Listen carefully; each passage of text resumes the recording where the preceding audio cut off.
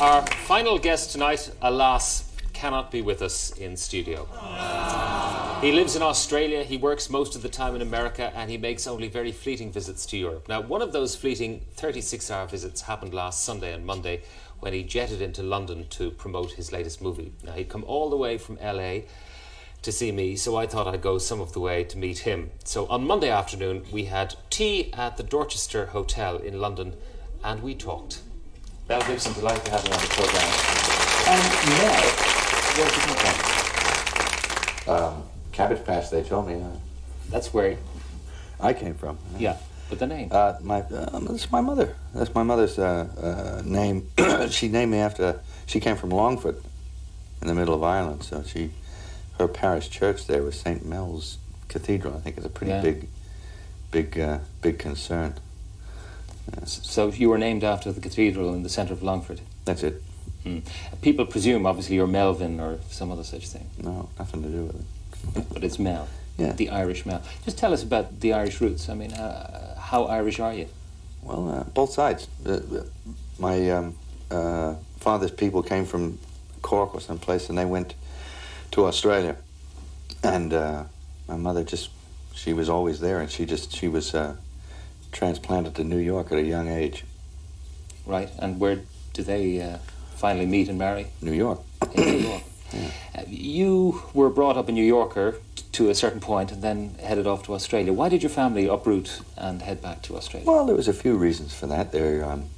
I think my dad was looking for a new frontier or something, and it was a wide open place, a AAA credit rating and plenty of opportunities, so he went down and made the most of it. The schooling you were getting in America, how did that compare to the schooling that you ended up getting in Australia? Wow, boy, I went from lenient to sort of pretty tough. It was, we had, in America, it was just like a public school I was going to, and teachers were, very tolerant, and they weren't allowed to whack you around or anything. But when we went down to Australia, I got put into a school with the Christian brothers, and these guys were tough, man. They had to pull your ears out.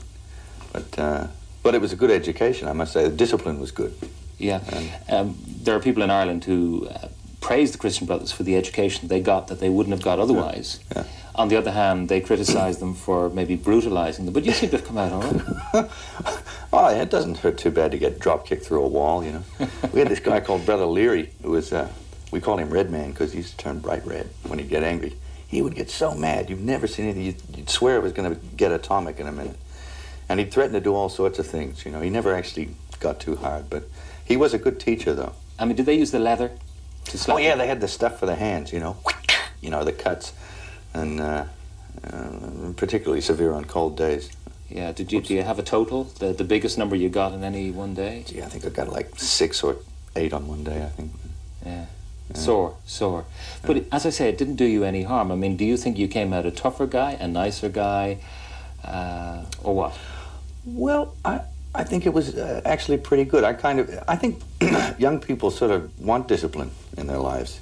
I mean, I resented the hell out of those guys at the time. You didn't like being belted and shoved around and poked and told what to do, but later on you kind of see the need for it, and it sort of helps you develop some values about things.